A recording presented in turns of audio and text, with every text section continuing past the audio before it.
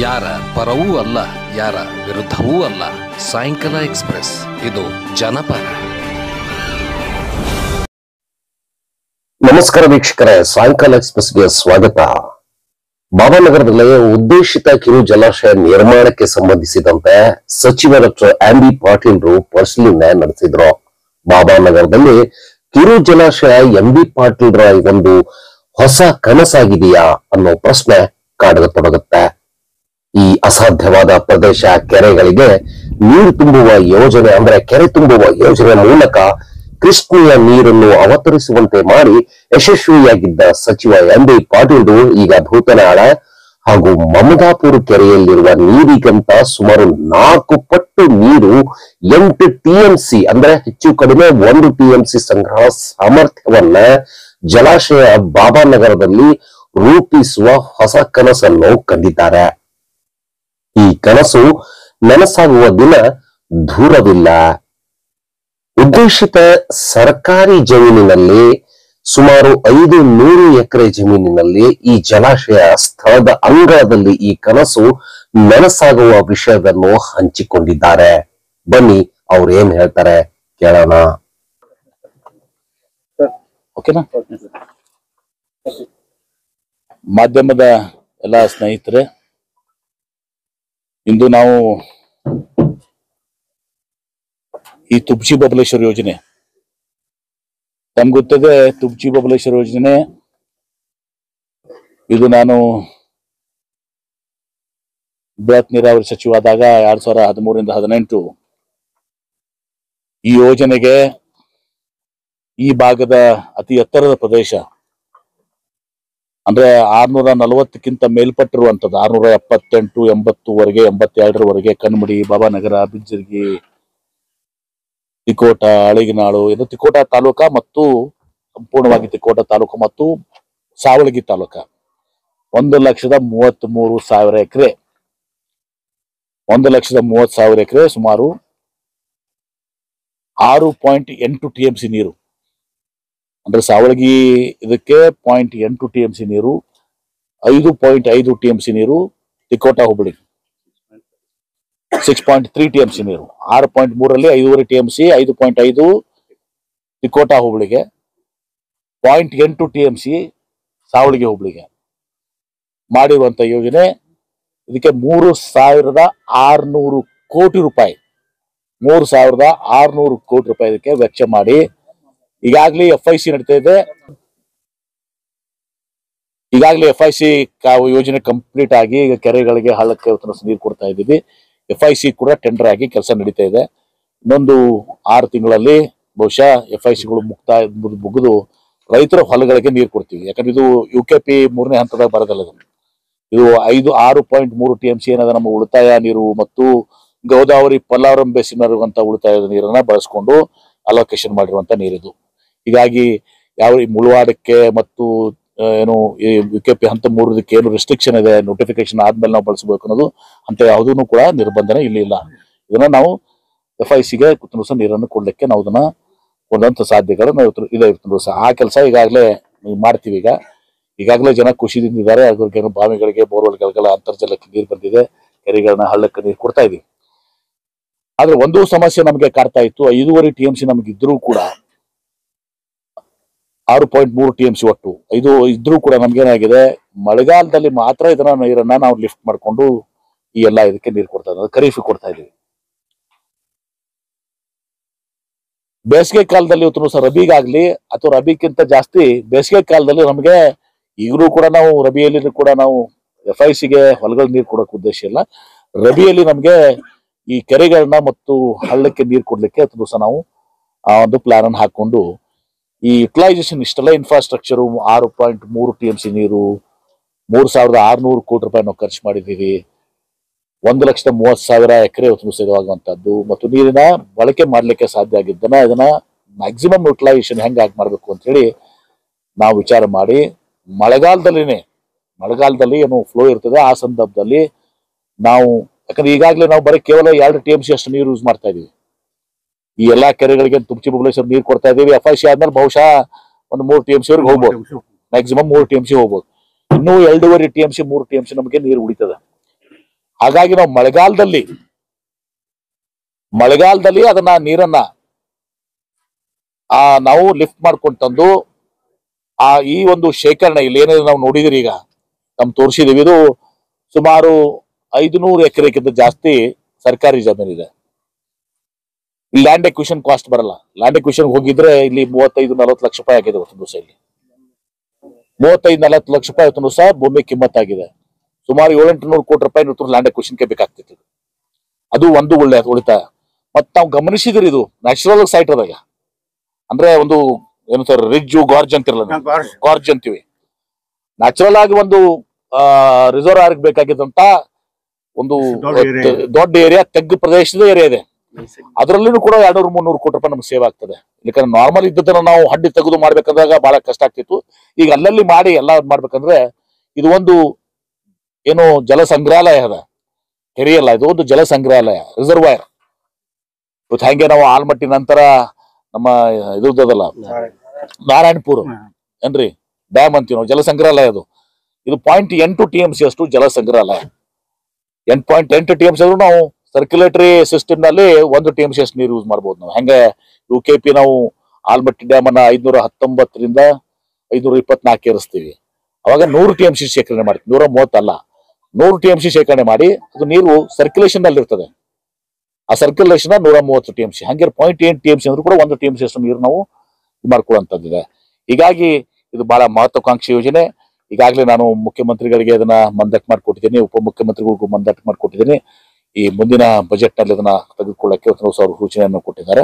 ಅದಕ್ಕಿಂತ ಮುಂಚಿತವಾಗಿ ಇವತ್ತು ನಾವು ಇಲ್ಲಿ ಭೇಟಿ ಕೊಟ್ಟಿರುವಂತಹದ್ದು ನಮ್ಮ ಚೀಫ್ ಇಂಜಿನಿಯರ್ ಮತ್ತು ಹುಗ್ಗಿಯವರು, ಆಮೇಲೆ ನಮ್ಮ ಎಕ್ಸಿಕ್ಯೂಟಿವ್ ಇಂಜಿನಿಯರ್ ಎಲ್ಲರೂ ಕೂಡ ಇವತ್ತು ದಿವಸ, ನಮ್ಮ ಸೋಮನಾಥ್ ಸಾಕು ಅವರು ಎಲ್ಲರೂ ಕೂಡ ಇವತ್ತು ದಿವಸ ರೈತ ಮುಖಂಡರು ಎಲ್ಲ ಇದ್ದಾರೆ.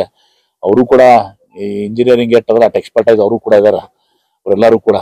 ಸೊ ಇಲ್ಲಿ ಬಂದಿರುವಂತಹದ್ದು ನಾವು ಇದನ್ನ DPR ಮಾಡ್ಬೇಕಾಗಿದೆ. ಈಗ DPR ಮಾಡೋಕ್ಕಿಂತ ಮುಂಚೆ ಡಿಟೇಲ್ ಪ್ರಾಜೆಕ್ಟ್ ರಿಪೋರ್ಟ್ಗೆ ನಾವು ಅದನ್ನ ಟೆಂಡರ್ ಕರಿತಾ ಇದೀವಿ. ಈಗ ಟೆಂಡರ್ ಕರಿತಾ ಇದೀವಿ. ಆ ಟೆಂಡರ್ ಸಂದರ್ಭದಲ್ಲಿ ನಾವು ಏನೇನು ವ್ಯಾಪ್ತಿ ಕೊಡ್ಬೇಕು, ಯಾವ ರೀತಿ ಕೊಡ್ಬೇಕು. ಈಗ ಇಲ್ಲಿ ಬಂದಾಗ ತಾವು ನೋಡಿದಿರಿ, ನಮ್ಮ ಸೋಮನಾಥ್ ಸರ್ಕಾರದ ಒಂದು Y ಜಂಕ್ಷನ್ ಏನು ಕೊಡ್ಬೇಕಂತ ಐತಿ. ನಮ್ಮ ಇವರು ಅಂಬನ್ ಅವ್ರದ್ದು ಇಂಜಿನಿಯರ್ ಅವರು DC2 ಅಂತ ಐತಿ. ಅದು ಯಾವುದೂ ಕೂಡ ಎರಡೂ ನಾವು ತಲೆಯಲ್ಲಿ ಇಟ್ಕೋತೀವಿ. ಫಿಸಿಬಿಲಿಟಿ ಚೀಫ್ ಇಂಜಿನಿಯರ್ ಅದನ್ನ ನೇತೃತ್ವ ವಹಿಸ್ಕೊಳ್ತಾರೆ. ಯಾಕಂದ್ರೆ ಸರ್ಕಾರ ಅದನ್ನ ಕ್ರಮಕ್ಕೆ ಕೊಡಬೇಕಾಗ್ತದೆ. ಹುಗ್ಗಿ ಅವರು ಅಸಿಸ್ಟ್ ಮಾಡಾಕಿದ್ದಾರೆ, ಗಲಗಲಿ ಸರ್ ಅಸಿಸ್ಟ್ ಮಾಡಾಕಿದ್ದಾರೆ, ಎಕ್ಸಿಕ್ಯೂಟಿವ್ ಇಂಜಿನಿಯರ್ ಕೂಡ ಇಲ್ಲೇ ಇದ್ದಾರೆ. ನಮ್ಮೆಲ್ಲರೂ ಕೂಡ ನಾವು ಕೂತ್ಕೊಂಡು ಇದನ್ನ ಒಂದು ರಿಸರ್ವಾಯರ್, ಈ ರಿಸರ್ವಾಯರ್ ಕೆಪಾಸಿಟಿ ಅಂದ್ರ ನಿಮ್ ಮಮದಾಪುರ ಮತ್ತು ಭೂತ್ನಾಳ್ ಕೆರೆ ಅದಾವಲ್ಲ, ಅವು 2 ಕೆರೆ ಕುಡಿಸಿದ್ರೆ ಡಬಲ್ 1 TMC ನೀರು ಅಂತ ಗೊತ್ತೈತಿ ನಿಮ್ಗೆ. ಹೇಳ್ರಪ್ಪ, 1 TMC ನೀರು ಅಂದ್ರೆ 1,000 ಮೀಟರ್ ಉದ್ದ, ಅಗಲ, ಎತ್ತರ, 1 ಕಿಲೋಮೀಟರ್ ಉದ್ದ, 1 ಕಿಲೋಮೀಟರ್ ಗುಮ್ಮ, ಅಗಲ, 1 ಕಿಲೋಮೀಟರ್ ಎತ್ತರ, ಎತ್ತರ ಗುಮ್ಮ ನೋಡ್ರಿ. 1 ಮುಂದೆ 9 ಪೂಜೆ ಬರ್ತಾವಲ್ಲ, ಅವೆಲ್ಲ ಅರ್ಥ ಆಗಂಗಿಲ್ಲ ಸಾಹೇಬ್ರ. ಇವೆಲ್ಲ ನಿಮ್ದು ಟೆಕ್ನಿಕಲ್ ಇಂಜಿನಿಯರಿಂಗ್. ನಾವು ನಮ್ದು ಬರಬ್ಬರ್ 1 ಕಿಲೋಮೀಟರ್ ಉದ್ದ, 1 ಕಿಲೋಮೀಟರ್ ಆಳ, 1 ಕಿಲೋಮೀಟರ್ ಅಗಲ. ನಮ್ದು ಸ್ವಲ್ಪ ಆಡು ಭಾಷೆದಾಗ ಹೇಳ್ಬೇಕಾಗ್ತದೆ, ಜವಾರಿ ಭಾಷೆದಾಗ. ಒಂದ್ ಕಾಲಕ್ಕೆ ಆಗೋದಿಲ್ಲ ಅಂತಕ್ಕಂಥ ವಿಚಾರ ಅದು ಯಾಕೆ ಅಂದ್ರ ನೋಡಿ, ಎಲ್ಲದ್ರ ಹಿಂದೆ ಸಿದ್ದೇಶ್ವರ ಮಹಾಸ್ವಾಮೀಜಿ ಅವರು ನಾನು ಸ್ಮರಣೆ ಮಾಡ್ಬೇಕಾಗ್ತದೆ. ನನಗೆ 25-30 ವರ್ಷ ಹಿಂದೆ ತಿಕೋಟದ ಒಂದು ಕಾರ್ಯಕ್ರಮದಲ್ಲಿ ಹೇಳಿದ್ರು, MB ಪಾಟ್ರ ಒಳ್ಳೆ ಭೂಮಿ ಐತಿ, ಒಳ್ಳೆ ಬಿಸಿಲು ಕೊಟ್ಟನ್ ದೇವ್ರು. ಒಳ್ಳೆ ಬಿಸಿಲು, ಕೆಟ್ಟ ಬಿಸಿಲಲ್ಲ, ಒಳ್ಳೆ ಬಿಸಿಲು ಕೊಟ್ಟನ್ ದೇವ್ರು ಏನ್ರಿ. ಆದ್ರೆ ಈ ಭೂಮಿಗೆ ಒಂದು ಬೊಗ್ಸಿ ನೀರು ಕೊಡ್ರಿ. ಯಾಕೆ ಅವ್ರು ಹೇಳಿದ್ರು ಅಂದ್ರೆ, ಇಲ್ಲಿ ಬಾಬಾನಗರ, ಕನ್ನಂಬಡಿ, ಬಿಜ್ಜರ್ಗಿ ಎಲ್ಲಾ ಭಾಗ ನಾವು ಒಂದು ಬೋರ್ವೆಲ್ ಹೊಡೆದ 10 ಬೋರ್ವೆಲ್ ಹೊಡೆದ 1 ಬೋರ್ವೆಲ್ ಸಕ್ಸಸ್ಫುಲ್ ಆಗ್ತೈತಿ. 2 ಇಂಚ್ ಅದು. ಆ 2 ಇಂಚ್ ಬೋರ್ವೆಲ್ ತಗೊಂಡು ಡ್ರಿಪ್ ಮಾಡಿ ಹೊಸ ದ್ರಾಕ್ಷಿ, ಐತಿಹಾಸಿಕ ಭಾರತ ದೇಶದಲ್ಲಿ ಪ್ರಸಿದ್ಧವಾದಂತ ದ್ರಾಕ್ಷಿಯನ್ನು ಬೆಳಿತಿದ್ರು, ದಾಳಿಂಬ್ರೆಯನ್ನು ಬೆಳಿತಿದ್ರು. ಹೀಗಾಗಿ ಅವರ ಮಾದಾಶೆ ಏನಾಗಿತ್ತು ಅಂದ್ರೆ ಇದು ಬೊಗ್ಸಿ ನೀರು. ಆದ್ರೆ ನಮ್ಗೆ ಇದು ಕಷ್ಟ ಸಾಧ್ಯ, ಅಸಾಧ್ಯದ ಕೆಲಸ ಆಗಿದೆ. ಯಾಕೆ ಅಸಾಧ್ಯದ ಕೆಲಸ ಅಂದ್ರೆ, ಇದು ನಮ್ಮ ಯಾವುದೂ ಯೋಜನೆ UKP 3ನೇ ಹಂತದಲ್ಲ, ಕೃಷ್ಣ ನಾಯ್ದರಿಂದ ತೀರ್ಪು 2 ಏನ್ ಬಂತು, ಬ್ರಿಜೇಶ್ ಕುಮಾರ್ ತೀರ್ಪಿನಲ್ಲಿ ಯಾವುದೂ ಇರ್ಲಿಲ್ಲ. ಯಾಕಂದ್ರೆ ಯಾಕೆ ಇರ್ಲಿಲ್ಲ ಅಂದ್ರೆ ಕಾರಣನೂ ಕೂಡ ಇದೆ. 640 ಮೀಟರ್ ಮೇಲೆ ಇರ್ತಕ್ಕಂಥದ್ದು, ಅದು 640ಕ್ಕೆ ಮುಗಿದು ಬರುತ್ತೆ. ಮುಳವಾಡಿ ಯಾಕೆ ನೀರಾವರಿ ಅಂದಲ್ಲ, 646 ಮುಗಿದುತ್ತದೆ. ಇದು ಬಾಬಾನಗರ, ಬಿಜ್ಜರ್ಗಿ, ಕನ್ನಂಬಡಿ, ತಿಕೋಟ ಇದೆಲ್ಲ ಅತಿ ಎತ್ತರ ಪ್ರದೇಶ. ಇದು ಬಿಜಾಪುರ ಜಿಲ್ಲೆದ ಗುಡ್ಡ ಪ್ರದೇಶ. ಇದು 678 ಅಲ್ಲ ಎಷ್ಟು ಇದು ಕನ್ನಂಬಡಿ ಸೋಮನಾಥ್ 682 ಅಂದ್ರೆ ಮುಳವಾಡೆ ಹಾಕ್ತಾರೆ 42 ಮೀಟರ್ ಹೆಚ್ಚಿಗೆ ಇರುವಂತದ್ದು. ಈಗಿದ್ದು ಅಸಾಧ್ಯದ ಮಾತಿತ್ತು.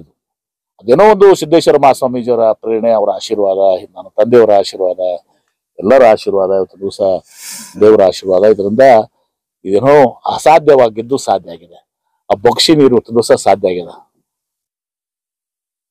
ಸಿದ್ದೇಶ್ವರ ಮಹಾಸ್ವಾಮೀಜಿಯವರು ಏನು ಬೊಕ್ಷಿ ನೀರು ಕೊಂಡಿರಲ್ಲ, ಬೊಕ್ಷಿ ನೀರು ಇವತ್ತು ಸಾಧ್ಯ ಆಗಿದೆ. ಇದನ್ನ ಇನ್ನಷ್ಟು ನಾವು ಇಂಪ್ರೂವ್ಮೆಂಟ್, ಯಾಕಂದ್ರೆ 5 TMC ಅಷ್ಟು ನಾವು ನೀರನ್ನ ನಮಗೆ ಅಲೋಕೇಶನ್ ಇದ್ರೂ ಕೂಡ ಅದನ್ನ ಯುಟಿಲೈಸ್ ಮಾಡ್ಕೊಳ್ಳಕ್ಕೆ ಸಾಧ್ಯ ಆಗ್ತಿರ್ಲಿಲ್ಲ. ಅದಕ್ಕಾಗಿ ಈ ಒಂದು ವಿಚಾರ ಮಾಡಿ, ಮತ್ತು ನಮ್ಗೆ ಏನ್ ತೊಂದರೆ ಆಗಿತ್ತು ಅಂದ್ರೆ ಬೇಸಿಗೆಯಲ್ಲಿ ರೈತರು ಬಿಡೋದಲ್ಲ. ಕೌಟಿಗಿದಾಗ ಏನ್ ಜಾಕ್ವೆಲ್ ಐತೆ ನಮ್ದು, ಆ ಜಾಕ್ವೆಲ್ ಅಲ್ಲಿ ರೈತರು ಅವಾಗ ಇಲ್ಲ ನೀವು ನೀರ್ ತಗೊಂಡ್ ಹೋಗ್ಬಿಟ್ರೆ ನಮ್ಗೆ ಹೊಳಗೆ ನೀರ್ ಕಡಿಮೆ ಆಕೈತಿ, ಅದಾಗ ನೀರ್ ಕಡಿಮೆ ಆಕೈತಿ, ನಮಗ್ ಮುಂದೆ ತೊಂದರೆ ಆಕತ್ ನೀರ್ ಬೇಕು ಅಂತೇಳಿ ಒಂದು ಸಂಘರ್ಷನೂ ಕೂಡ ಇತ್ತು. ಪ್ರತಿ ಸಲ ಅವ್ರು ನಮ್ಗೆ ಆಟ ಆಗ್ತಿದ್ರು. ನಾವು ಹೋಗಿ ಪೊಲೀಸ್ ಕರ್ಕೊಂಡು ಹೋಗೋದು, ಇದು ಮಾಡೋದು, ಇಲಾಖೆಯವ್ರು ಹೋಗೋದು, ಜಾಗ ತಗೋದು, ಮಾಡ್ಕೊಳ್ಳೋದು ಇದಾಗಿತ್ತು. ಮತ್ತೆ ಅವ್ರದ್ದು ಕೂಡ ವಾದ ಕರೆಕ್ಟ್ ಇತ್ತು ಒಂದು ಭಾಗದಷ್ಟು.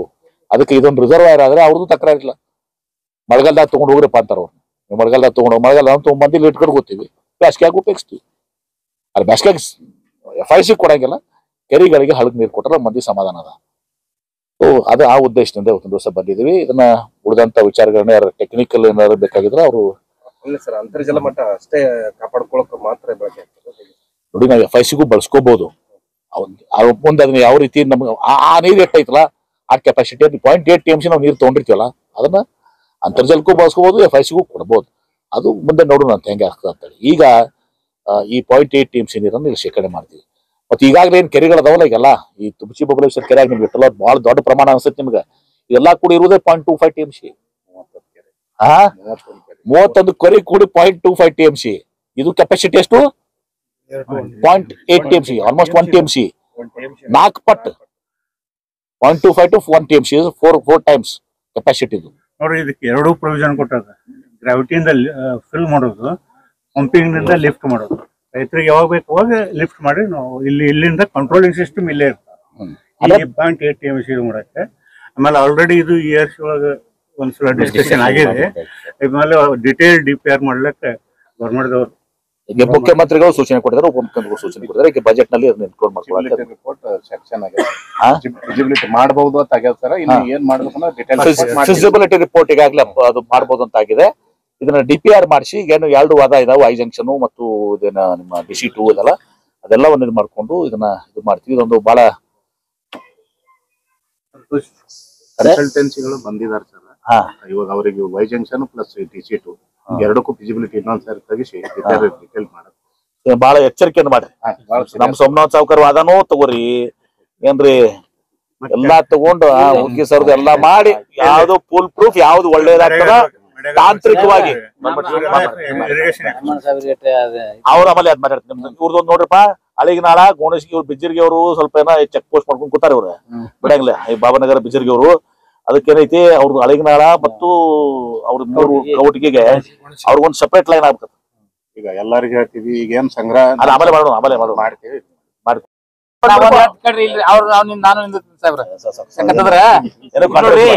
ನಮ್ಗ MP ಪಾಲ್ರಿ ಸಿಕ್ಕಿದ ಭಾಗ್ಯನೇ. ಯಾಕಂದ್ರ ಅದು ಒಂದ ಸಿದ್ದೇಶ್ವರ ಅಪ್ಪರ ಆಶೀರ್ವಾದ ಏನೋ ಗೊತ್ತಿಲ್ಲ, ಅದ್ ಹೆಂಗ್ ತರ ತೋತದ ಹೇಳನ್ರಿ ನಿಮ್ಗ್ರಿ. ನಮ್ ಸೋಮನಾಥ್ ಸಾವ್ಕರ್ ಈಗ ಬಂದಾರ್ರಿ ಅವ್ರ. ನಾನೇ ಹೋಗಿ ಎಲ್ಲಾರ ಹಂಗಿರಿ ಕರ್ಕೊಂಡ್ ಬಂದ್ ಸೋಮನಾಥ್ ಸಾವ್ಕರ್ ಎಲ್ಲ ಮಂದಿ ಏನಿತ್ತಾನೆ ಜೋರಾಪುರ ಮಾಲು ಎಲ್ಲಾ ಟೀಮ್ ಏನಿತ್ತಲ್ರಿ ಆ ಕಡೆ ಶಿವನ ಪಾಲ್ಟಿ ಕಡೆ ಇದ್ದವ್ರನ್ನೆಲ್ಲ ಕರ್ಕೊಂಡ್ ಬಂದ್ MP ಪಾಲ್ರಿ ಅಂತ ಕೂಡಿಸಿ ನಾ MP ಪಾಲ್ರಿ ಗಚ್ಚಿಬಿಟ್ಟಿವ್ರಿ. ಅದಲ್ರಿ ಫಸ್ಟ್ ಬಂದವ್ ಪರ್ಸಪ್ತಲ್ಲಿ ಇಲ್ರಿ ಅದೆಲ್ಲ ನೋಡ್ರಿ ಅದ್ ಮುಟ್ಟಿದ MP ಪಾಲ್ರಿ ಸಾಹೇಬ್ರು ನಾವ್ ಏನ್ ಮಾಡಿದ್ವಿ ಎಲ್ಲ ನಾವ್ ತೀರ್ಸಾರು. ಮತ್ ಇನ್ನು ಅವ್ರ ಋಣನು ನಮ್ ಮೇಲೆ ಐತಿ, ಅದನ್ನ ನಾವ್ ತೀರ್ಸ್ತೀವಿ. ಸಾಕಷ್ಟು ಅನುಕೂಲ ಮಾಡ್ಯಾರ, ನೀರಾವರಿನೂ ಅನುಕೂಲ ಮಾಡ್ಯಾರ. ಇಂತ ಧೀಮಂತ ನಾಯಕರು ಸಿಗುವುದು ಅಪರೂಪ. ಇವರು ರೈತ ಪಿತಾಮಹರು ಅಂದ್ರೆ ತಪ್ಪಲ್ಲ. ಯಾಕಂದ್ರೆ ರೈತರಿಗೆ ಬಹಳ ಅನುಕೂಲ ಮಾಡ್ಯಾರ ಇವತ್ತಿನ ದಿವ್ಸ. ಅದಕ್ಕಾಗಿ ಒಂದು ಇದೆಲ್ಲ ನೋಡಿ ಬಹಳ ಸಂತೋಷ ಅನಿಸ್ತದೆ. ಯಾಕಂದ್ರೆ ನಾ BM ಪಾಟೀಲ್ ನೋಡ್ಕೊತ ಬಂದಿನ, ಅವ್ರು ಹಿಡಿದೋದನ್ನ ಅವ್ರು ಕೂಡ ಅವ್ರ ಮನೆತನದೊಳಗೆ ಯಾವಾಗಲೂ ಜನಸೇವೆಯೇ ಜನಾರ್ದನ ಸೇವೆ ಅಂತೇಳಿ ಸೇವೆ ಮಾಡ್ಕೊತ ಬಂದಾರ. ಶಿಕ್ಷಣದ ವತಿಯಿಂದ, ಆರೋಗ್ಯ ದೃಷ್ಟಿಯಿಂದ, ಎಲ್ಲಾ ರೀತಿಯಿಂದ. ಈಗಂತೂ ನೀರಾವರಿ ಆಗಿ ಇದನ್ನ ಮಾಡ್ಯಾರ. ಈ ಕೈಗಾರಿಕಾ ಅದಾರ, ಏನಾದ್ರೂ ಸಹಿತ ನಮ್ಮ ಭಾಗದ ಮಂದಿ ಬಡವರಿಗೆ ಯಾರ ವ್ಯಕ್ತಿ ಅನಾಥ ನೋಡಿ ಅವ್ರಿಗೆಲ್ಲ ನೌಕರಿ ಕೊಟ್ಟು ಮಾಡಿ ಹೆಚ್ಚಿನ ಅನುಕೂಲ ಮಾಡಿ ಅಂತ ಹೇಳಿ ಎಲ್ಲಾರ ವತಿಯಿಂದ ಅವ್ರಿಗೆ ಕೇಳ್ಕೊಂಡು ನನ್ನ ಮಾತುಗಳನ್ನ ನಾನು ಮುಗಿಸ್ತೇನೆ. ಯಾರ ಪರವೂ ಅಲ್ಲ, ಯಾರ ವಿರುದ್ಧವೂ ಅಲ್ಲ. ಸಾಯಂಕಾಲ ಎಕ್ಸ್‌ಪ್ರೆಸ್, ಇದು ಜನಪರ.